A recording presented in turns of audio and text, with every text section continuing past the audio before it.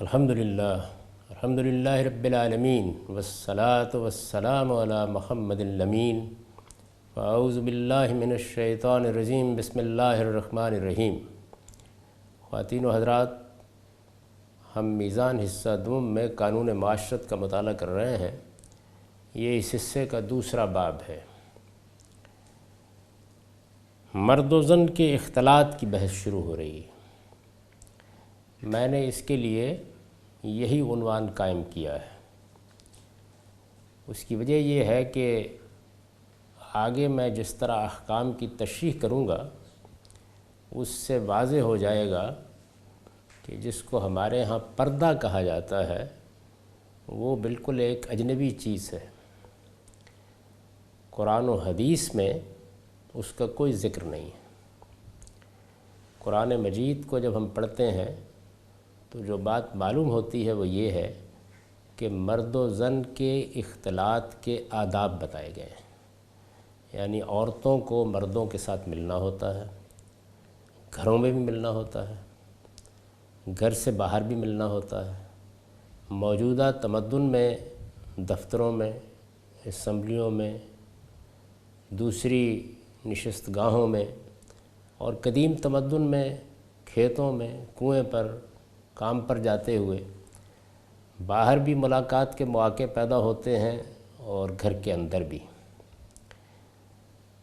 گھر کے اندر اپنے اعزاء اقربا تو آتے ہی ہیں،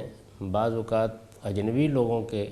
بلانے کی بھی ضرورت پڑ جاتی ہے۔ باہر تو جگہ جگہ اس کے مواقع ہوں گے، اور خاص طور پر اب جب کہ عورتیں ملازمتیں کر رہی ہیں یا کاروبار کر رہی ہیں تو یہ مواقع بار بار پیش آئیں گے۔ اللہ تعالیٰ نے اس میں اختلاط کے، ملنے جلنے کے آداب بتائے ہیں۔ میرے نزدیک صحیح عنوان یہ ہے۔ اس کے لیے سورہ نور کی آیات سر عنوان ہے۔ یہ 24ویں سورہ ہے اور 27 سے 31 تک آیات ہیں۔ ان آیات کی تلاوت سے پہلے میں پچھلی نشست سے متعلق چند باتیں عرض کرنا چاہتا ہوں۔ پچھلی نشست میں ہم نے یہ دیکھا کہ شوہر کی وفات ہو جائے تو عدت سے متعلق بعض ہدایات دی گئی ہیں۔ میں نے یہ بات عرض کر دی تھی کہ عورت کی عدت کا تعلق استبراء رحم سے ہے۔ چنانچہ اگر یہ بات بالکل واضح ہو جائے کہ رحم میں کچھ نہیں ہے، یعنی حمل کے بارے میں کوئی اشتباہ باقی نہ رہے، تو عدت بھی ختم ہو جاتی ہے۔ میں نے یہ بتایا تھا کہ یہی استثناء طلاق میں بھی ہے اور یہی شوہر کی وفات کے بعد بھی ہے۔ یعنی 4 مہینے 10 دن کی ہو، یا 3 ماہ کی ہو، یا 3 حیض کی ہو، یا وضع حمل تک ہو، قرآن مجید نے اپنی تصریحات سے واضح کر دیا ہے کہ اصل چیز استبراء رحم ہے۔ اشارتاً میں نے یہ بات کہی تھی، میں صراحت کے ساتھ اس کو بیان کر رہا ہوں کہ اگر آج سائنس کی ترقی کے نتیجے میں ہم حتمی طور پر یہ جان سکیں کہ رحم کی صورتحال کیا ہے تو اس پر اعتماد کرنے میں کوئی حرج نہیں ہے۔ یعنی قرآن مجید نے جب یہ بات واضح کر دی ہے، میں نے مثال دی تھی کہ وضع حمل اگر 2 دن بعد ہو جائے تو عدت ختم ہو جائے گی، اس لیے کہ معاملہ معلق نہیں رہا۔ پہلے شوہر کے ساتھ معاملہ ختم ہو گیا، وہ اصل میں معلق ہی بچے کی وجہ سے ہے۔ اس میں ظاہر ہے کہ یہ بات آپ سے آپ نکلی کہ یہ جو رسالت میں آپ صلی اللہ علیہ وسلم نے فرمایا تھا کہ المتوفى عنها زوجها لا تلبس المسافر من الثياب ولا الممشقة ولا الحلية ولا تغتسل ولا تکتحل، کہ بیوہ عورت رنگین کپڑے نہیں پہنے گی، نہ زرد نہ گیرو سے رنگے ہوئے وہ زیورات استعمال نہیں کرے گی، اور نہ مہندی اور سرما لگائے گی۔ تو یہ بھی عدت سے متعلق ہے، یعنی وہ عدت گزار رہی ہے، شوہر کے گھر میں ہے،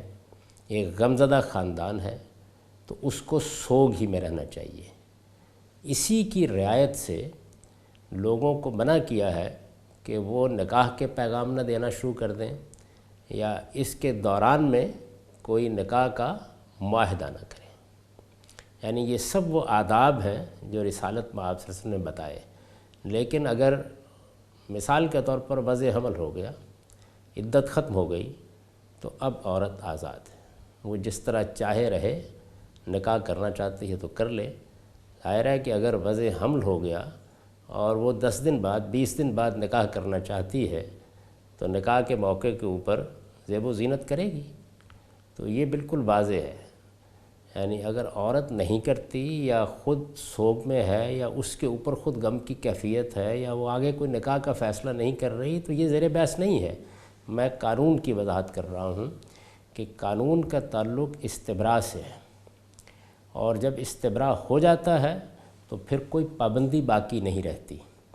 اور جب عورت استبراء کے انتظار میں، یعنی رحم کی صورتحال کے واضح ہونے کے انتظار میں شوہر کے گھر میں ہوتی ہے، عدت کے دن گزار رہی ہوتی ہے، اس میں یہ آداب اسے ضرور ملحوظ رکھنی چاہیے۔ اسی طرح یہ بات بھی زیر بحث آئی تھی کہ شوہروں کو چاہیے کہ وہ ان کے لیے 1 سال کے نان و نفقے کی وصیت کر جائیں، اور یہ بھی کہ انہیں گھروں سے نہیں نکالا جائے گا۔ یعنی یہ مدت اللہ تعالیٰ نے مقرر کی ہے جو عورت کو ملنی چاہیے۔ وفات ہوئی ہے، طلاق کے بعد تو عدت گزار کے وہ جائے گی، وفات ہوئی ہے، اس کو اپنے بارے میں کوئی فیصلہ کرنا ہے، اس فیصلے کے لیے یہ مدت اللہ نے مقرر کر دی ہے۔ اس کے یہ معنی نہیں ہے کہ اس سے زیادہ نہیں، یہ تو اللہ کی مقرر کردہ مدت ہے۔ شوہر کو وصیت کا حق ویسے بھی حاصل ہے، اور میں یہ عرض کر چکا ہوں اور کئی مرتبہ بتا چکا ہوں، اور آگے قانون معیشت میں اس کو مزید واضح کروں گا کہ جو وصیت ہے یہ وارثوں کے حق میں بھی ہوگی، بشرطے کہ یہ کسی خدمت کے معاوضے کے لیے کی جائے یا کسی کی ضرورت کے لحاظ سے کی جائے۔ یعنی ضرورت اور خدمت کے لیے وصیت ہو سکتی ہے، بربنائے رشتہ داری وصیت نہیں ہو سکتی، اس میں اللہ تعالیٰ کا قائم کردہ قاعدہ ہی چلے گا۔ یعنی اللہ تعالیٰ نے جو حصے مقرر کر دیے ہیں ان میں کوئی ترمیم و تغیر نہیں کیا جائے گا، لیکن ضرورت اور خدمت۔ عربوں کے معاشرے میں یہ جو اللہ تعالیٰ نے 1 سال کی مدت مقرر کی ہے یہ کافی ہے۔ ہمارے ہاں بھی اگر بیواؤں کے نکاح کے معاملے میں جو رویہ اختیار کیا گیا یہ نہ ہو تو یہ مدت بہت کافی ہے، لیکن 22 سال 24 سال کی لڑکی بھی بعض اوقات بیوہ ہو جائے تو کچھ زیادہ اچھا نہیں سمجھا جاتا کہ وہ نکاح کر لے، وہ بالعموم اپنے بچوں ہی کے ساتھ زندگی بسر کر دیتی ہے۔ تو اس وجہ سے ہمارے معاشرے کی یہ خصوصی صورتحال تقاضا کرتی ہے کہ اس کے بارے میں کچھ اور وصیت بھی کی جائے۔ یعنی ایسا نہ ہو کہ اولاد ہی اس کو گھر سے نکال کر فارغ کر دیں، وہ بالعموم دوسری شادی نہیں کرتی۔ یہ ہمارے معاشرے کی خصوصی صورتحال ہے، تو اس میں وصیت کا حق موجود ہے۔ یہ وصیت کا حق سورہ نساء میں صراحت سے بیان ہو گیا ہے۔ میراث کے احکام وصیت کے بعد ہیں، اس میں جب یہ کہا جاتا ہے کہ وارثوں کے حق میں وصیت نہیں ہوگی تو میں اس کو دلائل کے ساتھ واضح کروں گا کہ اس کا تعلق رشتہ داری سے ہے۔ یعنی ایک رشتہ ہے بیوی کے ساتھ، اس کے لحاظ سے تو وہی حصہ ہے اس کا جو اللہ نے مقرر کر دیا، لیکن حالات کے لحاظ سے اس کی کوئی ضرورت یا کسی بیٹے کی کوئی ضرورت یا کسی بیٹی کی کوئی ضرورت یا کوئی خدمت یہ تقاضا کرتی ہے کہ اس کے لیے وصیت کی جائے تو یہ کی جا سکتی ہے۔ یہ چند استدراکات تھے۔ اب سورہ نور کی وہ آیات سنیے جس پہ مرد و زن کے اختلاط کے آداب بیان ہوئے۔ یا ایھا الذین آمنوا لا تدخلوا بیوتا غیر بیوتکم حتی تستأنسوا وتسلموا علی اہلہا ذالکم خیر لکم لعلکم تذکرون فإن لم تجدوا فیہا احدا فلا تدخلوها حتی یؤذن لکم وإن قیل لکم ارجعوا فارجعوا هو ازکی لکم واللہ بما تعملون علیم لیس علیکم جناح ان تدخلوا بیوتا غیر مسکونۃ فیہا متاع لکم واللہ یعلم ما تبدون وما تکتمون قل للمؤمنین یغضوا من ابصارہم ویحفظوا فروجہم ذالک ازکی لہم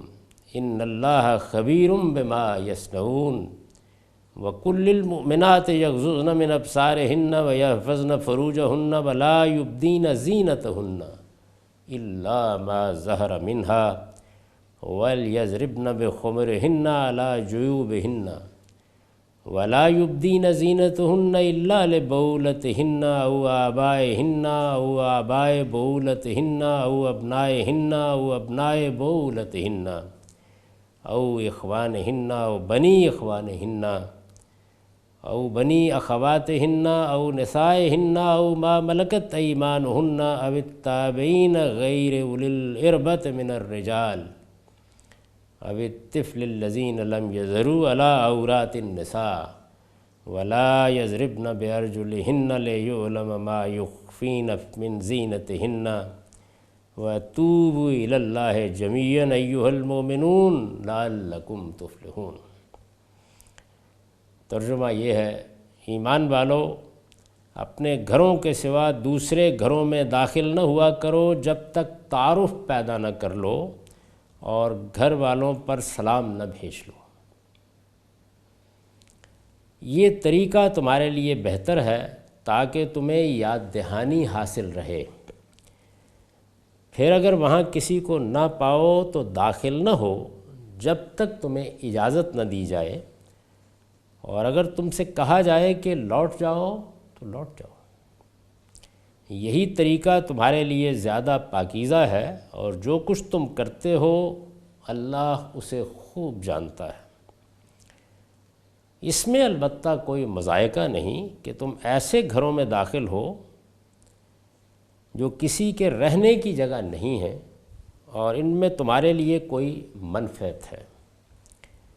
اور اللہ کو معلوم ہے جو تم ظاہر کرتے ہو اور جو کچھ چھپاتے ہو۔ مومن مردوں سے کہہ دو اے پیغمبر کہ ان گھروں میں اگر عورتیں ہوں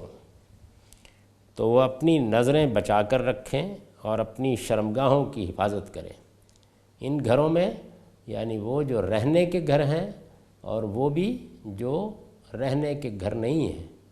بیوتن غیر مسکونہ ہے، یعنی دفتر وغیرہ، سرائیں، ہوٹل، آگے اس کی وضاحت ہوگی۔ دونوں میں جس جگہ بھی عورتیں ہوں، مومن مردوں سے کہہ دو اے پیغمبر کہ ان گھروں میں اگر عورتیں ہوں تو وہ اپنی نظریں بچا کر رکھیں اور اپنی شرمگاہوں کی حفاظت کریں، یہ ان کے لیے زیادہ پاکیزہ طریقہ ہے۔ اس میں شبہ نہیں کہ جو کچھ وہ کرتے ہیں اللہ اس سے پوری طرح واقف ہے۔ اور مومن عورتوں سے کہہ دو کہ وہ بھی اپنی نظریں بچا کر رکھیں اور اپنی شرمگاہوں کی حفاظت کریں اور اپنی زینت کی چیزیں نہ کھولیں سوائے ان کے جو ان میں سے کھلی ہوتی ہیں، اور اپنی اوڑھنیوں کے آنچل اپنے سینوں پر ڈالے رہیں۔ اور زینت کی چیزیں نہ کھولیں مگر اپنے شوہر کے سامنے یا اپنے باپ، اپنے شوہر کے باپ، اپنے بیٹوں، اپنے شوہر کے بیٹوں، اپنے بھائیوں کے بیٹوں، اپنی بہنوں کے بیٹوں، اپنی میل جول کی عورتوں اور اپنے غلاموں کے سامنے، یا ان زیر دست مردوں کے سامنے جو عورتوں کی خواہش نہیں رکھتے، یا ان بچوں کے سامنے جو عورتوں کی پردے کی چیزوں سے بھی واقف نہیں ہوئے، اور اپنے پاؤں زمین پر مارتی ہوئی نہ چلیں کہ ان کی چھپی ہوئی زینت لوگوں کے لیے ظاہر ہو جائے۔ اور ایمان والو سب مل کر اللہ سے رجوع کرو تاکہ تم فلاح پاؤ۔ یہ قرآن مجید نے جو آداب بیان کیے ہیں ان کا ترجمہ ہے۔ میں نے لکھا ہے یہ اخلاقی مفاسد سے معاشرے کی حفاظت اور باہمی تعلقات میں دلوں کی پاکیزگی قائم رکھنے کے لیے اختلاط مرد و زن کے آداب ہیں۔ یعنی یہ جو ہدایات دی گئی ہیں ان سے کیا مقصود ہے؟ ایک یہ کہ معاشرہ بحیثیت مجموعی ایسے آداب کا پابند رہے جس سے اس میں اخلاقی مفاسد پیدا نہ ہوں، اور دوسرے یہ کہ باہمی تعلقات میں شکوک و شبہات نہ درائیں، باہمی تعلقات دلوں کی پاکیزگی کے ساتھ قائم ہوں۔ اور جیسے کہ میں نے عرض کیا یہ کیا ہیں؟ یہ اختلاط مرد و زن کے آداب ہیں جو اللہ تعالیٰ نے اپنی کتاب میں مقرر فرمائے ہیں، سورہ نور کی ان آیات میں یہ اس تنبیہ کے ساتھ بیان ہوئے ہیں کہ دوسروں کے گھروں میں جانے اور ملنے جلنے کا یہی طریقہ لوگوں کے لیے بہتر اور زیادہ پاکیزہ ہے۔ وہ اگر اسے ملحوظ رکھیں گے تو یہ ان کے لیے خیر و برکت کا باعث ہوگا، لیکن اس میں ایک ضروری شرط یہ ہے کہ وہ اللہ کو علیم و خبیر سمجھتے ہوئے اس طریقے کی پابندی کریں اور اس بات پر ہمیشہ متنبہ رہیں کہ ان کا پروردگار ان کے عمل ہی سے نہیں، ان کی نیت اور ارادوں سے بھی پوری طرح واقف ہے۔ یہ اللہ تعالیٰ نے تنبیہ فرمائی ہے، یعنی یہ آداب جن مقاصد کو سامنے رکھ کر سکھائے گئے ہیں وہ ہر شخص کے سامنے رہنے چاہیے۔ اسے معلوم ہونا چاہیے کہ یہ اس کے پروردگار نے آداب بتائے ہیں، اور ملنے جلنے میں اگر ان کا لحاظ رکھا جائے گا تو اس سے خیر و برکت حاصل ہوگی، اس سے دلوں کو پاکیزگی حاصل ہوگی، اس سے اچھی معاشرت وجود میں آئے گی۔ اور یہ چیز کب حاصل ہوگی؟ یہ اسی وقت حاصل ہوگی جب اللہ کو علیم و خبیر سمجھ کر ان آداب کی پابندی کی جائے گی۔ میں کئی مرتبہ واضح کر چکا ہوں کہ قرآن مجید جب کوئی حکم دیتا ہے، اپنی شریعت بیان کرتا ہے، تو وہ ضرور یاد دہانی کرتا ہے کہ یہ کوئی دنیوی قانون نہیں ہے، یہ اللہ کا دیا ہوا قانون ہے۔ اس قانون کی پابندی کرتے ہوئے یہ ملحوظ رکھو کہ جس نے قانون دیا ہے وہ علیم بھی ہے اور خبیر بھی ہے، وہ خلوت اور جلوت کی نگرانی کر رہا ہے، کوئی چیز اس سے چھپی ہوئی نہیں ہے۔ اس وجہ سے لیٹر اور اسپرٹ میں، یعنی لفظ کے اندر جو مفہوم ہے، جو اس کی روح ہے، اس کو سامنے رکھ کر اللہ تعالیٰ کی اس نوعیت کی ہدایات کی پیروی ہونی چاہیے۔ یہ میں نے بھی یہاں عرض کیا ہے اور قرآن مجید کی آیات سے بھی معلوم ہوتا ہے کہ اصلاً اس میں گھروں میں جانے کے آداب بتائے گئے ہیں، لیکن قرآن مجید نے آگے واضح کر دیا ہے کہ اس میں بیوت غیر مسکونہ بھی زیر بحث ہے، یعنی جب باہر ہم نکلتے ہیں، ہوٹل میں جاتے ہیں، سرائے میں جاتے ہیں، دفتر میں جاتے ہیں، کسی اور نشست گاہ میں جاتے ہیں، وہاں بھی اگر عورتیں ہوں۔ اس وجہ سے میرے نزدیک استاذ امام امین احسن اصلاحی نے یہ جو فرمایا ہے کہ یہاں صرف گھروں کے آداب بیان کیے گئے ہیں، یہ بات ٹھیک نہیں ہے۔ یعنی یہ اصل میں عورتیں جہاں بھی ہوں، گھر میں ہوں یا گھر سے باہر کسی جگہ ہوں، ایک ہے گلی بازار، وہ زیر بحث نہیں ہے۔ یعنی جہاں کہیں بھی مردوں سے سابقہ پڑتا ہے، دفتروں میں، نشست گاہوں میں، ہوٹلوں میں، ریستورانوں میں، ہوائی اڈوں پر، اسٹیشنوں پر یا کسی بس اسٹاپ پر، ہر جگہ جہاں پر بھی اس طرح کے معاملات ہوں، ان کے بارے میں یہ آداب بتائے گئے ہیں۔ یہ آداب درج ذیل ہیں۔ اب ان میں سے ایک ایک کو ہم سمجھیں گے اور دیکھیں گے کہ اللہ تعالیٰ نے کیا ہدایت فرمائی ہے۔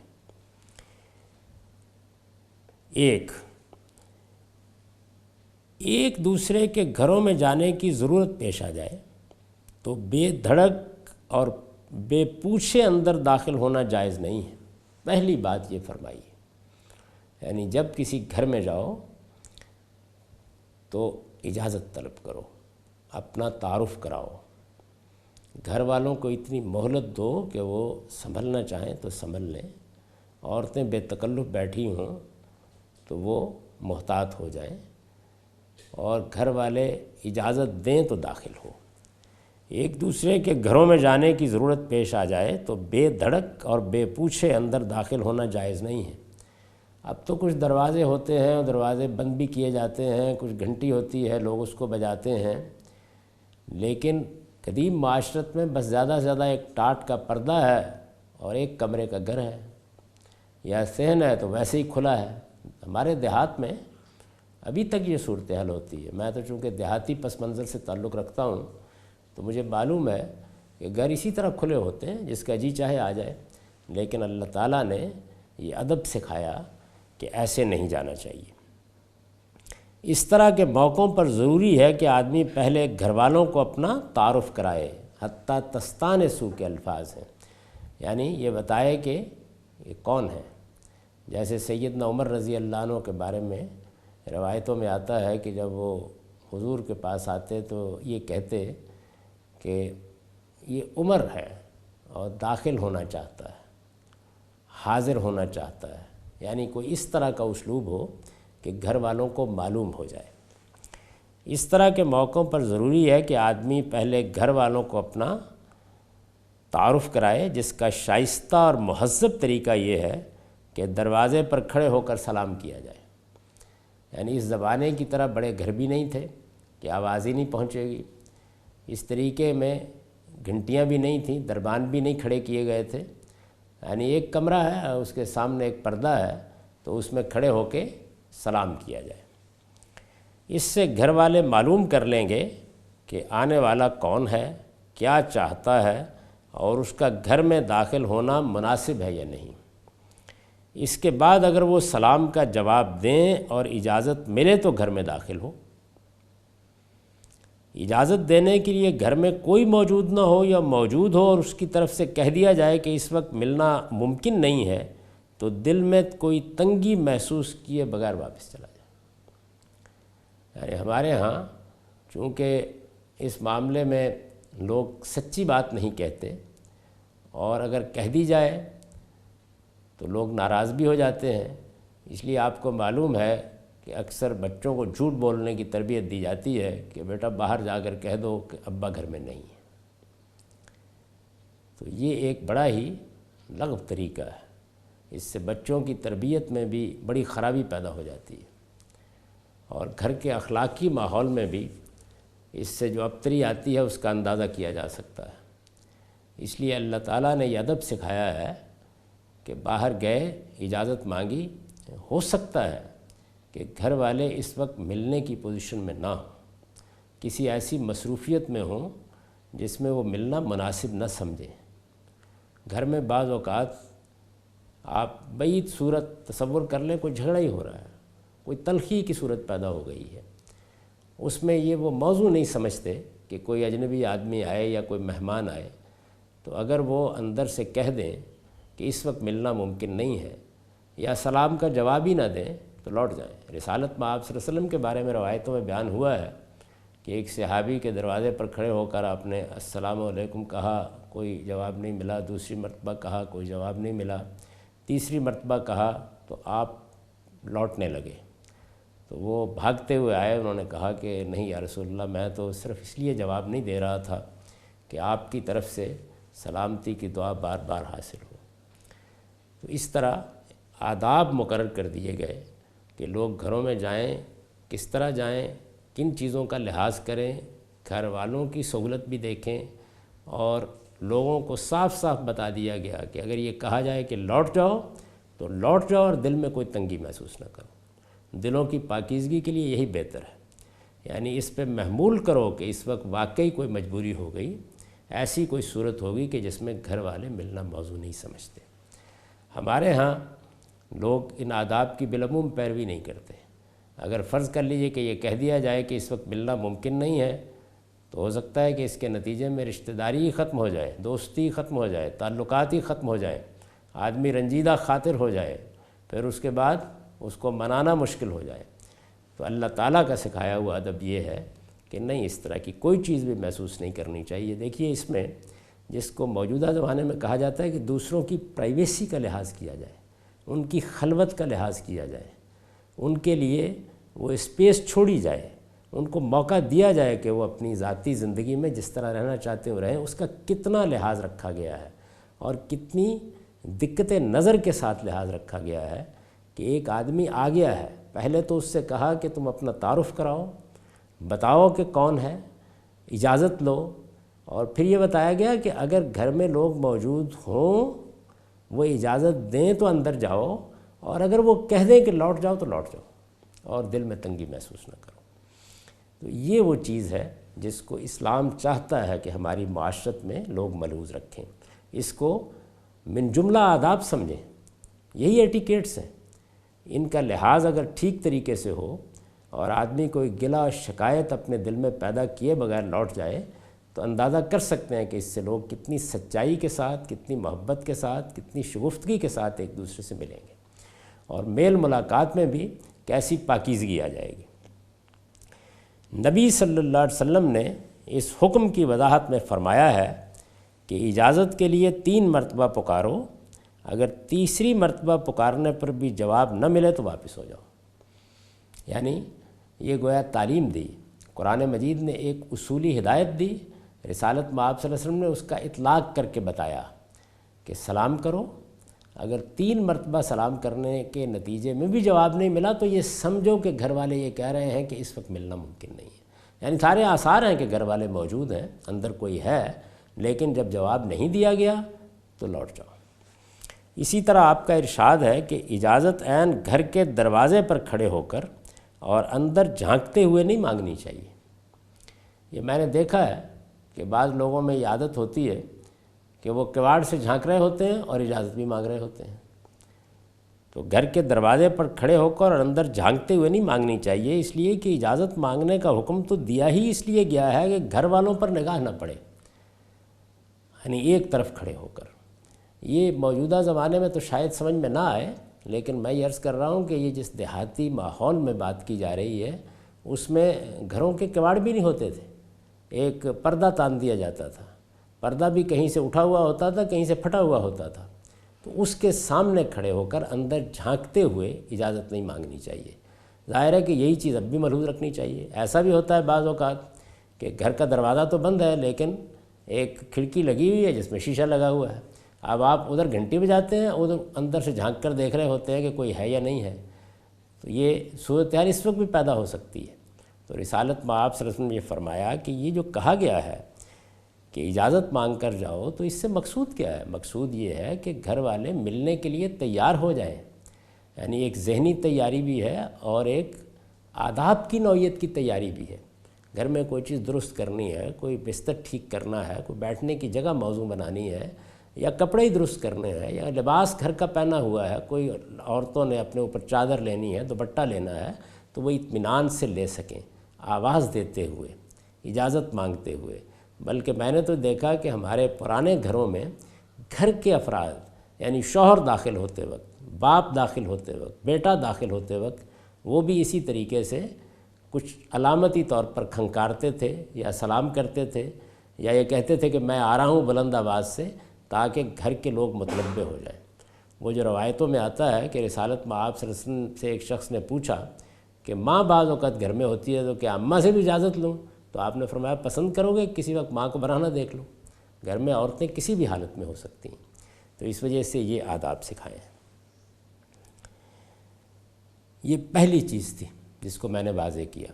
یعنی گھروں میں جاتے وقت اللہ تعالیٰ نے کن ایٹیکیٹس کا ہم کو پابند کیا ہے، کیسے یہ فرمایا ہے کہ اجازت لے کر جاؤ۔ اور یہ جو روایتیں نقل کی ہیں، اس سے آپ روایت کا قرآن مجید سے تعلق بھی سمجھ سکتے ہیں۔ یعنی کیا ہوتا ہے، اللہ تعالیٰ ایک اصولی بات کرتے ہیں، رسالت میں آپ صلی اللہ علیہ وسلم مختلف احوال پر اس کا اطلاق کر کے بتاتے ہیں کہ اس پر کیسے عمل کرنا ہے۔ یہ ہے روایت یا اخبار احاد کا قرآن مجید سے یا سنت میں بیان کیے گئے قرآن سے تعلق۔ جو لوگ اس تعلق کو ٹھیک طرح سے نہیں سمجھ پاتے، وہ بعض اوقات پھر نسخ در نسخ کے عقیدے قائم کرتے ہیں، اور یا ایسی تعویلات کرتے ہیں کہ جو دین کو مزے کا بنا دیتی ہیں۔ تو روایت کا تعلق ہر جگہ سمجھنا چاہیے،